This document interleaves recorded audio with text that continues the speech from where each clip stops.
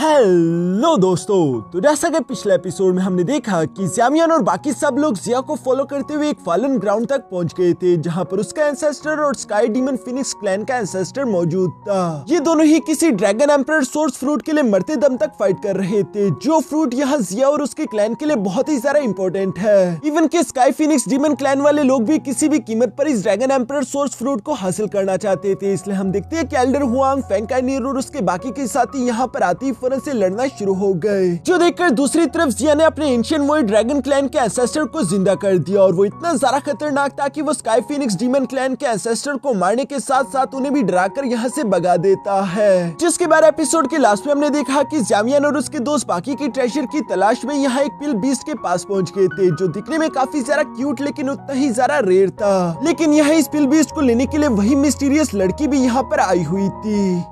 अब आगे और नेक्स्ट एपिसोड की शुरुआत यहाँ बिल्कुल उसी सीन से शुरू होती है, जहाँ उस मिस्टीरियस लड़की ने ज़ामियन के हाथों से पिल बीस्ट छीन लिया था। ज़ामियन उस मिस्टीरियस मास्क वाली लड़की को देखकर कहता है कि तुम दोबारा से यहाँ पर। दूसरी तरफ जिया भी गुस्सा होते हुए कहती है कि शायद तुम अपनी जिंदगी से बोर हो चुकी हो, जो कि मुंह उठाकर मरने के लिए यहाँ पर चली आई। जो सुनकर बियर किंग भी भड़कते हुए कहता है कि वक्त जाया करने की कोई जरूरत नहीं, चलो चलकर इसे मजा चकाते हैं। ये कहते हुए बियर किंग अभी आगे की तरफ बढ़ने ही वाला था, पर तभी अचानक ज़ामियन ने उसे वहीं पर रोक दिया। जिसके बाद वो मिस्टीरियस लड़की से कहता है कि ये पिल बीस्ट मेरे हवाले कर दो और इसके बाद हम लोग पास्ट के सारे मामलों को भूल जाएंगे, तुम्हारे पास अभी भी वक्त है। लेकिन दूसरी तरफ वो मिस्टीरियस लड़की खुद को कुछ ज्यादा ही ताकतवर समझती थी। वो ज़ामियन से कहती है कि मुझे तुम लोगों से फाइट करने में बिल्कुल भी डर नहीं लगता, इसलिए बकवास करना बंद करो, अगर तुम लोग लड़ना चाहते हो तो आगे बढ़ो। जो कहती है उस मिस्टीरियस लड़की ने फौरन से वहाँ पर 10 पोर्टल बनाते हुए 10 डोजन लेवल के मास्टर समन कर लिए, जिन सबकी आंखें ग्रीन कलर की चमक रही थी। वो रेजिस्ट तो करना चाहते थे, लेकिन ऐसा लग रहा था जैसे कि ये मिस्टीरियस लड़की किसी तरीके से उन्हें कंट्रोल कर रही है। ज़ामियन भी इस बात को समझ चुका था, जो कि मिस किंग लुआन कहती है कि ये सबके सब 9 नेदरवर्ल्ड पाइथन क्लैन के एल्डर्स हैं, जो कि गायब हो चुके थे।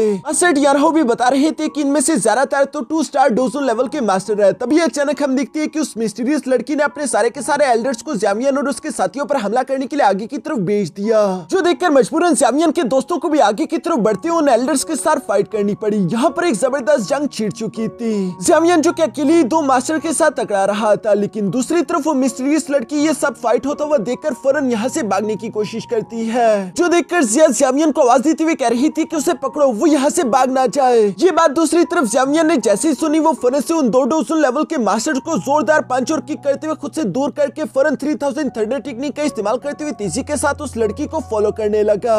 जहाँ कुछ ही देर में बाहर आते हुए ज़ामियन फौरन से उसके पीछे पहुंच गया था और वो उस मिस्टीरियस लड़की से कहता है कि आखिर तुम इतनी भी जल्दी में कहाँ भाग रही हो। दूसरी तरफ वो मिस्टीरियस लड़की ज़ामियन की ये रफ्तार देखकर सरप्राइज होते हुए कहती है कि ये लड़का कुछ ज्यादा ही तेज है। यहाँ इससे पहले कि ज़ामियन उस मिस्टीरियस लड़की को पकड़ पाता, वो फौरन से ज़ामियन को डॉज कर लेती है। साथ ही साथ उसने ज़ामियन को किक करने की कोशिश करी, लेकिन दूसरी तरफ उल्टा ज़ामियन ने उसके पैर को पकड़ते उसे जोर जोर से घुमाकर साइड पर पटक चुका, जिससे वो लड़की कैसे तैसे खुद को संभाल लेती है। इसके बाद ज़ामियन और उस मिस्टीरियस लड़की के दरमियान एक जबरदस्त फाइट शुरू हो गई थी, जहाँ पर हम देखते हैं कि ज़ामियन ने अपनी माउंटेन ओपनिंग सील का इस्तेमाल करते हुए फौरन से उस लड़की पर हमला कर दिया। ये अटैक था तो काफी ज्यादा पावरफुल, लेकिन दूसरी तरफ हमें देखने को मिलता है कि वो लड़की भी कोई अच्छी खिलाड़ी नहीं थी। वो ज़ामियन की इस माउंटेन ओपनिंग सील को ब्रेक करने में कामयाब हो जाती है। फिर साथ ही साथ वो उस धमाके के प्रेशर से धकेलते हुए पीछे की तरफ पुल पर आकर खड़ी हो चुकी थी, और इससे पहले कि वो खुद को संभाल पाती तब तक ज़ामियन भी वहाँ पर आ चुका था, जो कि फौरन से अपनी हैवी रूलर को बाहर की तरफ निकालते उस मिस्टीरियस लड़की पर हमला कर चुका।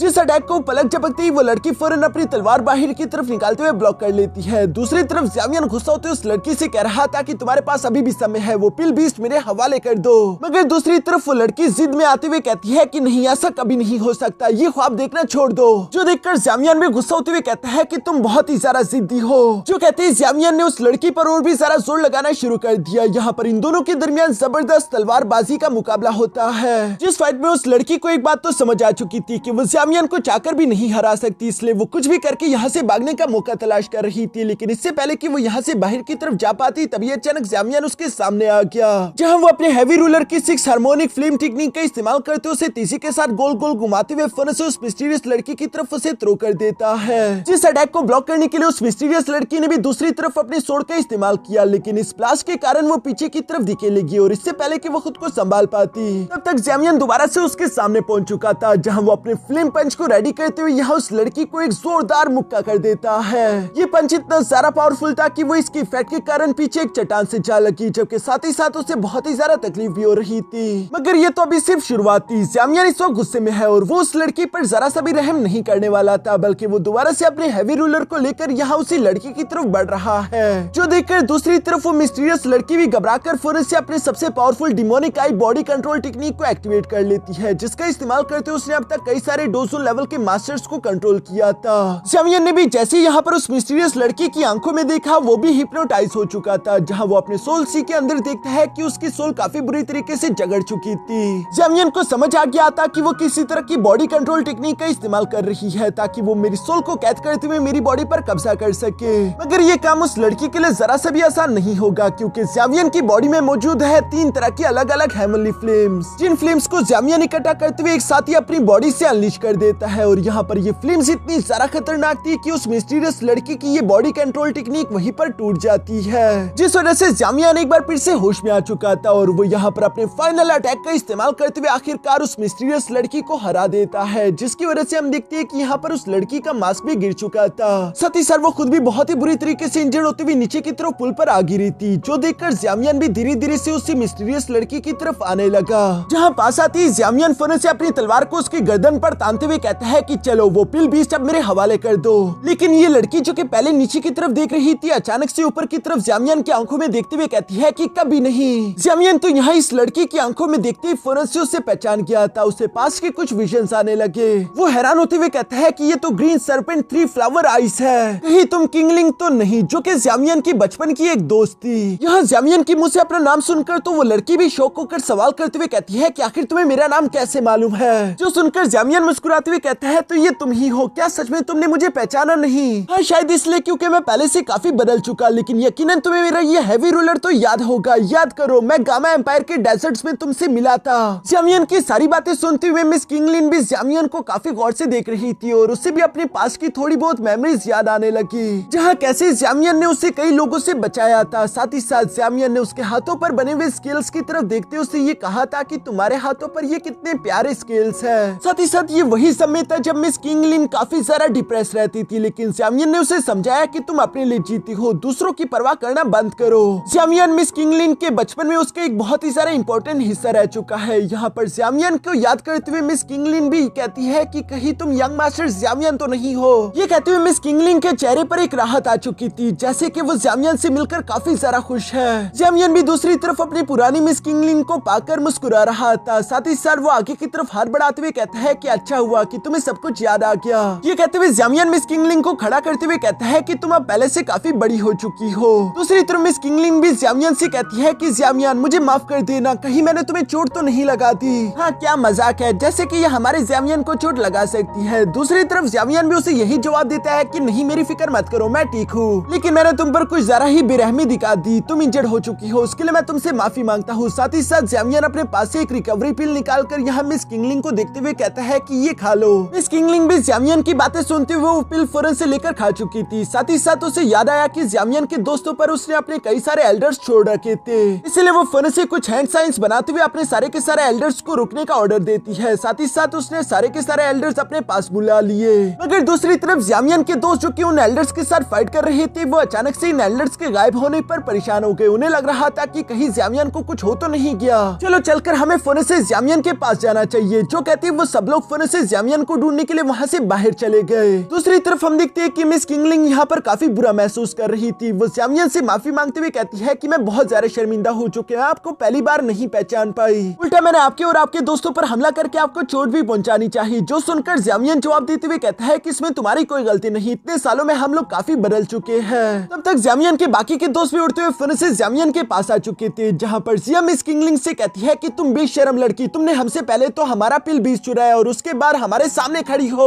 तुम्हें कोई शर्म है भी या नहीं। दूसरी तरफ पॉइजन गर्ल भी ज़ामियान के लिए परेशान होकर उससे सवाल करते हुए कहती है कि ज़ामियान तुम्हें कुछ हुआ तो नहीं, जिस पर ज़ामियान नाम में सर हिलाता है। ये देखकर पॉइजन गर्ल गुस्सा होते हुए आगे बढ़कर यहाँ मिस किंगलिन पर अभी हमला करने ही वाली थी, लेकिन ज़ामियान उसे रोकते हुए कहता है कि रुक जाओ, असल में हमारे बीच एक मिसअंडरस्टैंडिंग हो चुकी थी, लेकिन अब सब कुछ ठीक है, इससे मिलो, ये है किंगलिन जो कि गामा एम्पायर से मेरी एक बहुत ही अच्छी दोस्त थी। ये सुनकर दूसरी तरफ ज़िया गुस्से में भड़कते हुए कहती है कि आखिर ये किस तरह की दोस्त है, इसने कल के दिन मुझे कंट्रोल करने की कोशिश करी थी। जिस पर दूसरी तरफ मिस किंगलिन भी यहाँ पर ज़िया से से माफी मांगते हुए कहती है कि प्लीज मुझे माफ कर दो, मुझे नहीं मालूम था कि तुम कौन हो, उल्टा मुझे लगा था कि तुम शायद 9 नेदरवर्ल्ड पाइथन क्लैन से हो। जो सुनकर दूसरी तरफ जिया काफी क्यूट तरीके से मुंह बनाते हुए कहती है कि चलो ठीक है, चूंकि तुम ज़्यामियन की दोस्त हो तो इसलिए इस बार मैं तुम्हें माफ करती हूँ। तुम भी क्या याद रखो कि मैं एक बहुत बड़े दिल वाली लड़की हूँ। जो सुनकर दूसरी तरफ ज़्यामियन को अपने मन ही मन में हंसी आ रही थी। साथ ही साथ ज़्यामियन अचानक से पुरानी बातों को याद करके कहता है कि वैसे किनलिन, मुझे याद है कि तुम्हें आखिरी बार हेमली सरपेंट मेनोर वाले अपने साथ लेकर गए थे, तो उन्होंने तुम्हें कैसे ट्रीट किया, क्या उन्होंने तुम्हारे साथ बदसलूकी तो नहीं की? जिस पर मिस किनलिन जवाब देती हुई कहती है कि नहीं, ऐसी कोई बात नहीं, असल में उन लोगों ने मेरा काफी अच्छे से ख्याल रखा था, इवन उन्होंने मुझे ट्रेन किया। वो तो चाहते थे कि मैं हेमली सरपेंट मेनोर के अगले लीडर बनूं, इसलिए उन्होंने मुझे अपने सेट की हर एक स्पेशल टेक्निक सिखाई। लेकिन एक प्रॉब्लम थी, वो चाहती थी कि मैं पिछले लीडर के बेटे से शादी कर लूं, लेकिन उस शादी से मैं खुश नहीं थी और इसलिए मैं यहाँ हेमली सरपेंट मेनोर को छोड़कर गामा एम्पायर गई, जहाँ पहुंचकर मुझे जानने को मिला कि वहाँ पर तो सब कुछ बदल चुका था और साथ ही साथ मुझे ये भी जानने को मिला कि ज़्यामियन सेंट्रल प्लेन किया है, इसलिए मैं भी तुम्हें फॉलो करते हुए तुम्हारे पीछे सेंट्रल प्लेन आ गई। लेकिन सेंट्रल प्लेन बहुत बड़ा किसी समंदर की तरह है, जिसमें किसी एक इंसान को ढूंढना काफी सारा मुश्किल काम है। यहाँ ये सब कहते हुए मिस किंगलिन ने अचानक से वो पिल बीस्ट भी फोन से बाहर निकाल लिया, जिसे वो ज़्यामियन की तरफ पेश करते हुए कहती है कि ये तुम्हारा है, इसे ले लो। दूसरी तरफ वो पिल बीस्ट भी ज़्यामियन के साथ काफी सारा अटैच हो चुका था, जो कि ज़्यामियन को देखते ही फोन से उड़कर उसके पीछे छुप जाता है, क्योंकि ज़्यामियन ने उसे पिछली बार कई सारे पिल्स खिलाए थे। यहाँ ज़्यामियन मिस किंगलिन से सवाल करते हुए कहता है कि वैसे तुमने ये पिल बीस्ट हासिल क्यों किया था, तुम्हें इसकी क्या जरूरत थी? जिस पर मिस किंगलिन थोड़ा सी निराश होकर ज़्यामियन को जवाब देते हुए कहती है कि असल में मुझे मालूम हुआ था कि पिल बीस्ट का ब्लड किसी तरह की भी पॉइजन को क्योर कर सकता है और इसीलिए मैंने पिल बीस्ट को हासिल किया। लेकिन यहाँ पर मिस किंगलिन की बॉडी में मौजूद पॉइजन के बारे में सुनकर तो ज़्यामियन थोड़ा सा परेशान हो गया।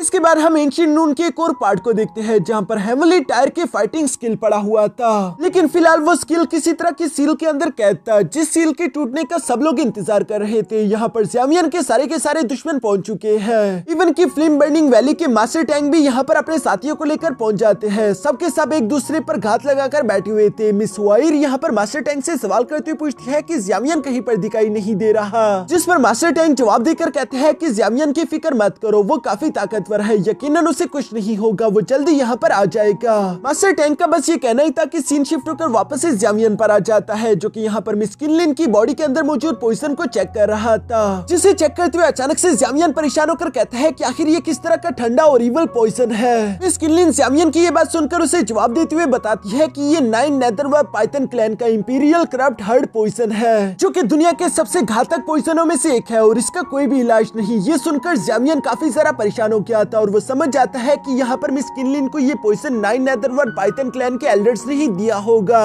लेकिन ज़्यामियन को ये समझ नहीं आ रहा था कि आखिर मिस किंगलिन का 9 नेदरवर्ल्ड पाइथन क्लैन से पंगा क्या है, जिस पर मिस किंगलिन ज़्यामियन को बताती है कि मैंने कोई पंगा नहीं लिया, ये लोग ही मेरे पीछे पड़े हुए थे। असल में मैं जब नई इस बीस्ट डोमेन के अंदर आई थी तो मैंने अपनी ग्रीन सरपेंट 3 फ्लावर आइस का इस्तेमाल करते हुए कुछ ordinary snake shape magical beast को कंट्रोल करने की कोशिश करी ताकि वो मुझे महफूज रख सके। लेकिन यहाँ ये सब करते हुए मुझे 9 नेदरवर्ल्ड पाइथन क्लैन के एक 200 लेवल मास्टर ने देख लिया, जिससे मेरी ग्रीन सरपेंट 3 फ्लावर आइस को भी पहचान लिया और वो किसी भी हालत में मेरी इन आइस को अचीव करना चाहता है ताकि वो इसका खुद के लिए इस्तेमाल कर सके। उसके साथ मेरे लिए टकराना काफी ज्यादा डिफिकल्ट था, मैं बहुत ही बुरी तरीके से इंजर्ड हो चुकी थी, इवन कि उसने मेरी बॉडी के अंदर ये इंपीरियल कोरोसिव हार्ड पॉइजन भी डाल दिया और चूंकि मैं इतनी ज्यादा कमजोर हो चुकी थी और उसे हरा भी नहीं सकती थी, तो इसलिए मुझे मजबूरन होकर अपनी डिमोनिक आई बॉडी कंट्रोल टेक्निक का इस्तेमाल करना पड़ा ताकि मैं उसे कंट्रोल कर सकूं। मगर जब मैंने 9 नेदरवर्ल्ड पाइथन क्लैन के एक एल्डर को कंट्रोल किया तो ये खबर आग की तरह फैल गई और उनके क्लैन के और भी कई सारे एल्डर्स मेरी जान के पीछे पड़ गए थे। वो सब लोग जो कि मेरा शिकार करने के लिए मेरे पीछे आते, मैं उन्हें भी हरा कर उन्हें इसी तरीके से कंट्रोल करने लगी। यहाँ ये सारी बातें सुनते हुए जिया कहती है कि ग्रीन सरपेंट 3 फ्लावर आइस, मैंने इनके बारे में सुना है, ये किसी तरह भी स्नेक शेप वाले मैजिकल बीस्ट के खिलाफ काफी सारा इफेक्टिव है। अब मैं समझा कि वो लोग तुम्हारी जान के पीछे क्यों पड़े हुए थे, क्योंकि उनमें से जिसको भी ये आइस मिलेगी वो काफी सारा पावरफुल हो जाएगा, इवन कि वो अपने क्लैन का नेक्स्ट लीडर बनने के काबिल हो सकता है। यहाँ जब ये सारी बातें हो ही रही थी तभी अचानक पॉइजन गर्ल आगे की तरफ बढ़ते हुए मिस किंगलिन को बताती है कि बेशक इंपीरियल कोरोसिव हार्ड पॉइजन काफी सारा खतरनाक है, लेकिन तुम फिक्र मत करो, इसे तुम्हारी बॉडी से हटाना बेशक मुश्किल तो होगा लेकिन इम्पॉसिबल बिल्कुल भी नहीं, और इसके लिए बेशक तुम्हें पिल बीस्ट का ब्लड तो चाहिए लेकिन उसके साथ भी और कई सारी चीजें चाहिए होगी। जो सुनकर मिस किंगलिन थोड़ा सा परेशान हो गई थी। तभी अचानक ज़्यामियन यहाँ मिस किंगलिन से पॉइजन गर्ल का इंट्रोडक्शन करवाते हुए बताता है कि ये पॉइजन सेक्ट की अगली लीडर है। अगर पॉइजन गर्ल ने बता दिया कि वो तुम्हारी इस पॉइजन का इलाज कर सकती है तो यकीनन वो ऐसा कर सकती है। ये जानकर तो मिस किनलिन भी काफी ज्यादा खुश हो गई थी। वो फोन से ज़ामियान और पॉइजन गर्ल दोनों का शुक्रिया अदा करती है, जिसके बाद ज़ामियान सामने की तरफ आकर मिस किनलिन से कहता है कि एक बार हम इस एंशिएंट रूम से बाहर निकल जाए, उसके बाद हम तुम्हारी बॉडी से ये पॉइजन निकालने का कोई ना कोई रास्ता ढूंढ लेंगे। तब तक मैं चाहता हूँ कि तुम हमारे साथ रहो, जिस पर मिस किनलिन भी एग्री हो चुकी थी और वो फोन से अपने सारे के सारे एल्डर्स को वहाँ से गायब कर देती है। मास्टर टियानहाओ तो मिस किनलिन के टैलेंट को पहचान कर उसकी तारीफ करने लगे थे, जबकि दूसरी तरफ ज़ामियान भी खुश होते हुए अपने दोस्तों से कह रहा था कि अब heavenly level tyre fighting skills की बारी, हमें जल्द से जल्द उनकी तलाश करनी होगी। जो सुनकर मिस किनलिन कहती है कि कोई जरूरत नहीं। असल में मैं जब यहाँ पर आ रही थी तो मुझे एक मैप मिला था जिसके अंदर मेन हॉल पर मार्क लगा हुआ है। मुझे पूरे यकीन है कि वो हेवनली लेवल के फाइटिंग स्किल्स वहीं पर मौजूद होंगे। जो सुनकर तो ज़ामियान खुश होते हुए कहता है कि चलो ठीक है, फिर मेन हॉल चलो ताकि हम वहाँ पर अपनी किस्मत आजमा सके। इसके बाद नेक्स्ट सीन में हम देखते हैं जहाँ थोड़ी देर के बाद ही आखिरकार ये लोग यहाँ मेन हॉल में पहुंच चुके थे, जहाँ ज़ामियान और उसके दोस्तों को देखकर ज़ामियान के सारे दुश्मनों को तो काफी जरा गुस्सा आ रहा था, मगर ज़ामियान और उसके दोस्त काफी चिल दिखाई दे रहे थे। जिया सवाल करते हुए पूछती है कि अच्छा तो ये है मेन हॉल। तभी अचानक ज़ामियान को साइड से यहाँ पर मिस हुआइर की आवाजें सुनाई दी, जो कि ज़ामियान को आवाजें देते हुए कह रही थी कि ज़ामियान यहाँ पर आ जाओ। ये सुनकर ज़ामियान और उसके सारे के सारे दोस्त फोन से टेलीपोर्ट होते हुए यहाँ पर मास्टर टैंग और मिस हुआइर के पास आ गए, जहाँ आते ही ज़ामियान फौरन उन दोनों को ग्रीट करता है। दूसरी तरफ मास्टर टैंग मुस्कुराते हुए ज़ामियान से कहते हैं कि ये कितनी ज्यादा किस्मत की बात है, जैसे ये सील ब्रोक होने वाला था तब तक तुम यहाँ पर पहुँच गए। मास्टर टैंग की ये कहती हम लोगों को वहाँ पर 10 पपेट स्टैचू देखने को मिलते हैं, जिनमें से हर एक के हाथ में एक स्क्रोल पड़ा हुआ था और उसके ऊपर एक सील लगी हुई थी। जो सील इस वक्त काफी कमजोर दिखाई दे रहे थे। इनके बारे में मास्टर टैंग ज़ामियान को बताते हैं कि बेशक ये स्क्रोल्स तो कीमती होंगे ही, लेकिन मुझे लगता है जो असली हेवनली टायर की फाइटिंग स्किल होगी वो यकीनन इस सेंटर में मौजूद क्यूब के अंदर है। जो सुनकर ज़ामियान सवाल करते हुए पूछता है कि मुझे समझ नहीं आया मास्टर टैंग, क्या आपको लगता है कि बाहर मौजूद ये 10 स्क्रोल नकली होंगे? जिस पर मास्टर टैंग जवाब देते हुए कहते हैं कि हाँ, इनमें से ज्यादातर नकली है। मुझे लगता है कि सिर्फ एक ही होगा जो कि हेवनली टायर का ओरिजिनल कॉम्बैट स्किल होगा, लेकिन वो ओरिजिनल हेवनली लेवल की फाइटिंग स्किल किसके हाथों में आती है ये तो अब सिर्फ किस्मत और स्ट्रेंथ पर डिपेंड करेगी। ज़ामियान भी मास्टर टैंग की हर एक बात से एग्री करता था। तभी अचानक वहाँ पर एक जानी पहचानी आवाज सुनाई थी, जो कि कह रहा था कि कहीं मुझे आने में देर तो नहीं हो गई। ज़ामियान ये आवाज सुनकर फौरन साइड की तरफ पलट कर देखता है, जहाँ पर एक space time crack portal open हो गया था और उसके अंदर से हम देखते हैं कि स्टार पिकिंग गोस्ट और साथ ही साथ हॉल ऑफ सोल के और कुछ एल्डर्स निकलकर बाहर आ गए, जिनमें से स्टार पिकिंग गोस्ट को देखते हुए तो ज़ामियान काफी सारा गुस्से में दिखाई दे रहा था, क्योंकि उसके साथ अभी ज़ामियान का पुराना हिसाब बाकी है। स्टार पिकिंग गोस्ट तो यहाँ पर मुस्कुराते हुए कह रहा था कि डोशोंग लेवल के मास्टर का ये एंशिएंट रूम तो वाकई में काफी कमाल का है। तभी अचानक दूसरी तरफ यहाँ स्काई डीमन फिनिक्स क्लैन के एल्डर हुआंग कहते हैं कि ये तो स्टार पिकिंग गोस्ट है। जो सुनकर तो वहीं पर मौजूद वल्नरेबल ली भी खुश होते हुए कहता है कि अब आएगा ना मजा, लगता है कि हमें यहाँ पर एक जबरदस्त फाइट देखने को मिलेगी, क्योंकि मैंने कुछ अफवाहें सुनी थी कि ज़ामियान ने स्टार पिकिंग गोस्ट का एक हाथ तोड़ दिया था। ये सुनकर तो सब लोग ही शौक हो जाते हैं। मिस फेंग काइनीर हैरान होकर कहती है कि स्टार पिकिंग गोस्ट तो काफी ज्यादा ताकतवर है, आखिर ज़ामियान ने उसका हाथ कैसे तोड़ दिया?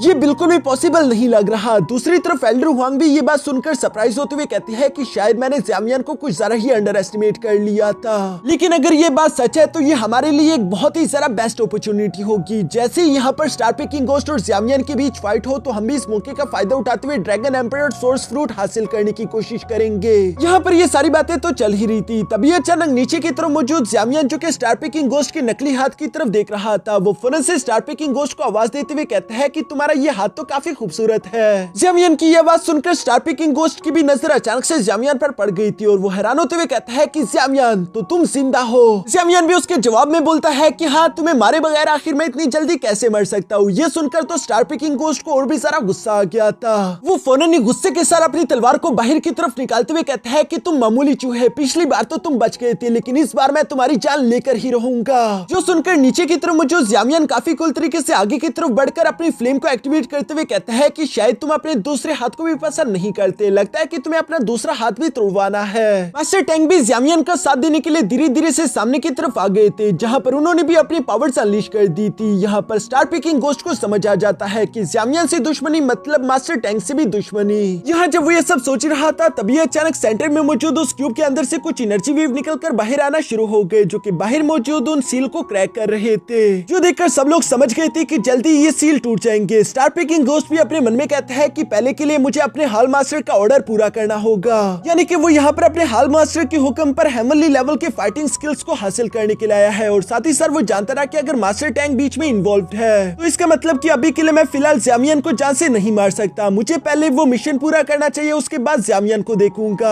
यहाँ ये सब सोचते हुए स्टार पिकिंग गोस्ट ज़ामियन को धमकी लगाते हुए कहता है कि एक बार मेरा बिजनेस कंप्लीट हो जाए उसके बाद मैं तुम्हें भी देख लूंगा, जिस पर ज़ामियन भी जवाब देते हुए कहता है कि मुझे उस लम्हे का इंतजार रहेगा। यहाँ ज़ामियन का भी ये कहना ही था कि तभी अचानक वहाँ पर मौजूद वो सील्स ब्रेक हो गई, जिसकी वजह से वो 10 के 10 स्क्रोल तेजी के साथ हवा में यहाँ वहाँ उड़ने लगे। ये देखकर वहाँ पर मौजूद जितने भी वॉरियर्स थे वो उन फाइटिंग स्क्रोल्स को हासिल करने के लिए फौरन से उनके पीछे पड़ जाते हैं, मगर तभी अचानक नीचे की तरफ हमें वो 10 रून पपेट स्टैचू देखने को मिलते हैं जो कि एक्टिवेट हो गए थे और वो यहाँ पर मौजूद जो भी स्क्रोल की तरफ बढ़ने की कोशिश कर रहा था उन पर हमला करने लगे। सामने की तरफ काफी ज्यादा जबरदस्त और खतरनाक फाइट चल रही थी, जो देखकर ज़ामियन अपने साथियों से कहता है कि आगे मत बढ़ो, पहले मैं असली हेवनली लेवल फाइटिंग स्किल को ढूंढने की कोशिश करता हूँ। जो कहते हैं ज़ामियन ने फौरन से अपने स्क्रोल लाइट्स का इस्तेमाल करते हुए वहाँ पर मौजूद सारे के सारे स्क्रोल्स को स्कैन करना शुरू कर दिया और यहाँ पर ज़ामियन को एक स्क्रोल की एनर्जी सब में से अलग दिख रही थी, जिसे देखते हुए ज़ामियन खुश हो जाता है क्योंकि वो समझ गया था कि जरूर वही स्क्रोल असली हेवनली लेवल फाइटिंग स्किल होगा। इसलिए ज़ामियन अपने दोस्तों को बताता है कि मैं उस स्क्रोल को लेने के लिए जाने वाला हूँ, इसलिए मुझ पर रास्ते में जो भी पपेट हमला करने की कोशिश करे उसे प्लीज रोक लेना,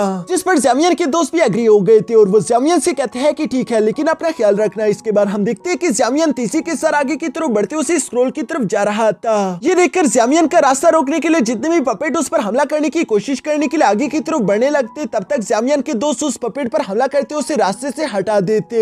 ये देखकर ज़्वांगलिंग सेट के कुछ डिसाइपल्स को ज़ामियन से जलन होने लगी। वो लोग फौरन से अपनी तलवारें निकालकर ज़ामियन पर हमला करना शुरू कर देते हैं ताकि वो रास्ते में ज़ामियन को रोक दे, मगर ज़ामियन भी कोई कच्चा खिलाड़ी नहीं था। वो उनमें से हर एक के स्लैश अटैक को डॉज करते हुए फौरन से अपनी हैवी रूलर को बाहर की तरफ निकाल चुका, जिसका इस्तेमाल करते हुए ज़ामियन उन तीनों से अकेले टकराना शुरू कर देता है। यहाँ पर एक बहुत ही जबरदस्त फाइट हो रही थी। अचानक हम देखते हैं कि ज़ामियन ने फौरन अपनी माउंटेन ओपनिंग सील एक्टिवेट कर ली, जिस टेक्निक का इस्तेमाल करते हुए ज़ामियन ने यहाँ पर उन तीनों को ढेर कर दिया। इसके बाद हम देखते हैं कि ज़ामियन एक बार फिर से उस हेवनली लेवल फाइटिंग स्किल के पीछे पड़ जाता है, पर इससे पहले कि ज़ामियन यहाँ उस स्क्रोल को पकड़ पाता तभी अचानक वहाँ पर एक और नमूना अपने एक्स को लेकर पहुंच गया, जो कि ज़ामियन पर हमला करते हुए कह रहा था कि स्किल से दूर रहो, ये मुझे बिलोंग करती है। ज़ामियन ने भी दूसरी तरफ उसके अटैक को डॉज करते हुए फौरन से अपने 3000 बर्निंग ड्रैगन को बाहर की तरफ निकाल लिया था, जिसका इस्तेमाल करते हुए उस वॉरियर पर हमला करते हुए कहता है कि अभी तुम इतने बड़े नहीं हुए, बाद में आना। और ज़ामियन की सिर्फ एक ही अटैक के साथ वो आदमी भी ढेर हो गया। अब इसके बाद ज़ामियन के रास्ते में कोई भी दुश्मन नहीं था, इसलिए ज़ामियन जितनी जल्दी से हो सके उस स्किल के पीछे पड़कर उसे हासिल करने की कोशिश करने लगा। मगर दूसरी तरफ ज़्वांगलिंग सेट का लीडर जिसके बेटे को ज़ामियन ने जान से मार दिया था, उसकी नजर ज़ामियन पर पड़ जाती है और जैसा कि हम जानते हैं कि ये लोग कभी भी अपनी हरकतों से बाज नहीं आते। इसलिए दूसरी तरफ जैसे ही ज़ामियन ने अपनी स्पिरिचुअल एनर्जी का इस्तेमाल करते हुए यहाँ पर उस स्क्रोल को पकड़ा, तभी अचानक ज़्वांगलिंग सेट का लीडर भी यहाँ पर आ जाता है, जो कि अपनी एनर्जी का इस्तेमाल करते हुए ज़ामियन से वो स्क्रोल छीनने लगा, जो कि साथ ही साथ वो ज़ामियन को धमकी लगाते हुए कह रहा था कि ज़ामियन तुमने मेरे बेटे को जान से मारकर अच्छा नहीं किया, आज के दिन मैं तुम्हें अपने बेटे के पास पहुंचा दूंगा। मगर उसकी ये कितनी बड़ी गलतफहमी है और ज़ामियन उसकी गलतफहमी जल्द ही दूर कर देगा। मगर अभी के लिए इसी के साथ हमारा ये एपिसोड यहीं पर खत्म हो जाता है।